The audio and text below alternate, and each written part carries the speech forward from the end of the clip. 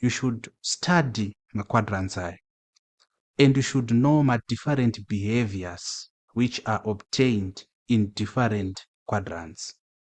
Mufanirwa kuziva kuti in the first quadrant tina 360 degrees plus theta, tina 90 degrees minus theta. In the second quadrant tina 180 degrees minus theta, tobva taita futi 90 degrees plus theta. Tatova a first difference between the first quadrant and the second quadrant. In the first quadrant tinoti 90 minus theta, but in the second quadrant tinoti 90 plus theta.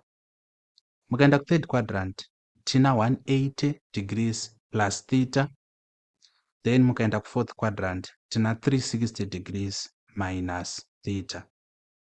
Then kunzwisisa that mnemonic cast inenge ichiti CAST kunokuudzai kuti in the first quadrant everything is positive. That's why sin 360 degrees plus theta na cos kana kuti tan 360 degrees plus theta iri equal to tan theta, iri equal to sin theta, cos theta, tan theta respectively.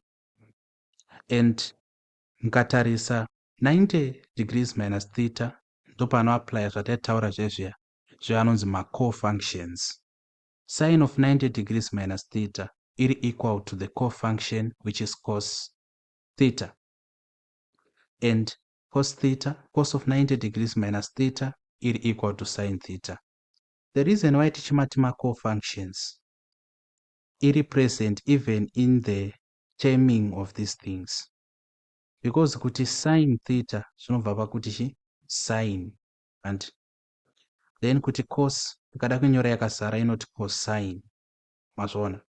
Saka tina sin versus cosine, ndosaka chinzi co-functions. Ndokuti co-function because tangowedzera ka co pamberi pa sin ndo ukama uripo, they are co-functions, sin versus cosine. And this idea of co-functions functions also kana tiri panapa second quadrant. Sin of 90 degrees plus theta is equal to cos theta, but the cos of 90 degrees plus theta is equal to minus sin theta. And why is it minus sin theta? It's a behavior which you should know. Then third quadrant, we also see kuti panapa we are helped by knowing kuti this is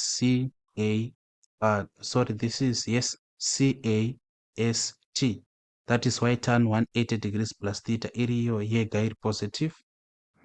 Then munenge muina C, the same reason why cos of 360 degrees minus theta iriyo yega iri positive, zvimwe zvese zviri negative.